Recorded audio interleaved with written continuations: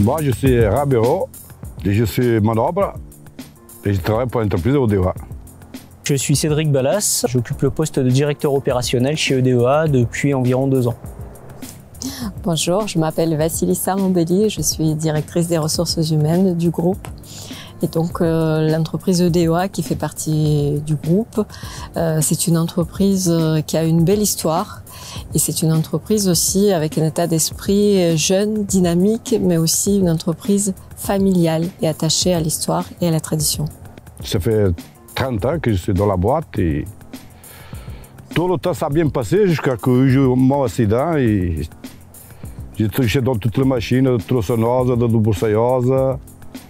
Je faisais un peu de maçonnerie et là je suis interdit de travailler avec la tronçonneuse, de broussailler 4 à 5 heures le maximum.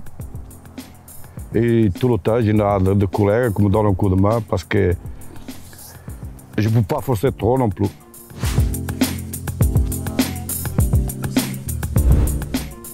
Alors la démarche inclusive, je dirais qu'elle correspond vraiment à l'état d'esprit de notre entreprise.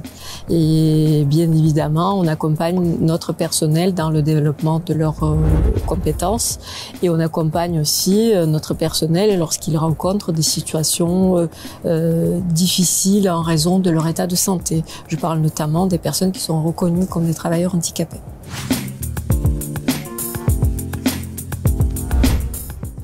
Alors donc lorsqu'on a été confronté à la reconnaissance de Ramiro en tant que travailleur handicapé, on a vu toutes les difficultés et la complexité de la situation qui s'est offerte à nous parce qu'il s'agissait non seulement de trouver une solution pour préserver son emploi, mais aussi de faire en sorte pour qu'il continue à se sentir utile, que le travail pour lui continue à apporter toutes ses valeurs. Donc bien évidemment, on n'a pas été tout seul à faire tout ça. On a fonctionné en groupe pluridisciplinaire, on a sollicité la médecine du travail, on a été aidé par Cap Emploi et par AGFIP. Et c'est Cap Emploi qui a mandaté un ergonome pour une étude ergonomique du poste de travail de Ramiro en tant qu'ouvrier forestier pour comprendre tout ce qui pouvait être mis en place pour que son poste devienne aménagé et adapté à son état. Alors l'étude ergonomique, ça a été une suite de rendez-vous et de prises de contact qu'on a eu pour ce dossier-là. Donc on a effectivement organisé des visites de sites et de chantiers, de situations de travail avec un ergonome qui a pu visualiser les tâches quotidiennes et qui nous a aussi posé un certain nombre de questions sur la saisonnalité des travaux et l'impact que ça peut avoir sur telle ou telle tâche et engin de chantier ou matériel de chantier. Et c'est par le dialogue, par l'observation et qu'on a pu avancer sur cette étude. Pour moi, ça a bien passé.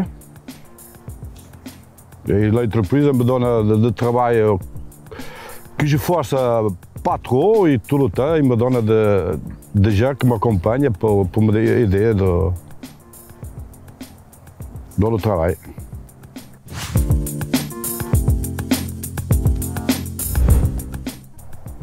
Pour moi, ça a changé beaucoup de choses parce que avant, j'étais bien. Je coupais des arbres, je faisais de belles abattages et là, je suis interdit. C'est pas comme avant. Non, et aussi, la façon de travailler là a changé.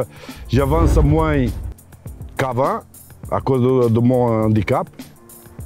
Mais tout le temps, j'ai des collègues qui me donnent un coup de main. Et les chefs ils savent bien que des fois, il y a des chantiers qui sont en retard à cause de mon handicap. Mais tout ça passe. Parce qu'ils essaient de me donner de travail tout le temps que je ne force pas, d'arrosage, de fois tirer des branches. Et c'est difficile et j'ai tout le temps des collègues qui me donnent un coup de main. Alors ce que ça a changé, c'est que évidemment on a dû tenir compte des recommandations et des spécificités du poste. Donc on a adapté à la fois, non pas notre activité, parce que notre activité on la change pas, mais on a adapté la composition des équipes et surtout le recul qu'on peut avoir et l'anticipation qu'on peut avoir sur les chantiers, en tenant compte justement des recommandations de l'ergonome et en adaptant je dirais le rôle de Ramiro sur chaque chantier, pour qu'il puisse à la fois donner toute la mesure de son expérience et de son apport, mais tout en respectant ce sur quoi on avait travaillé. Donc c'était plus de l'anticipation et de la préparation qu'un changement radical.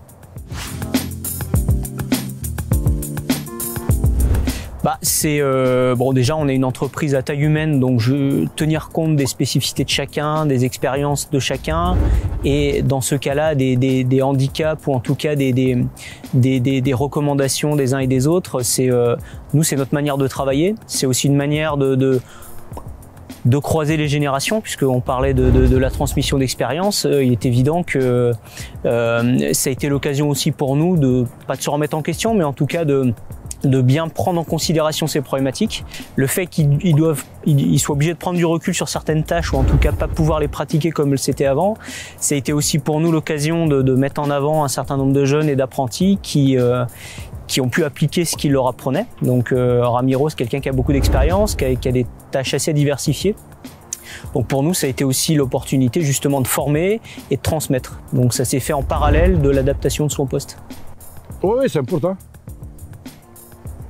Ah, parce que si me faut arrêter tout le temps à la maison, c'est pas bon.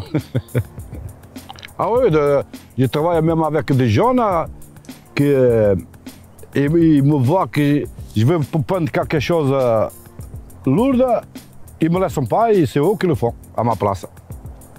Donc il y a une solidarité. Oui, ça c'est bien.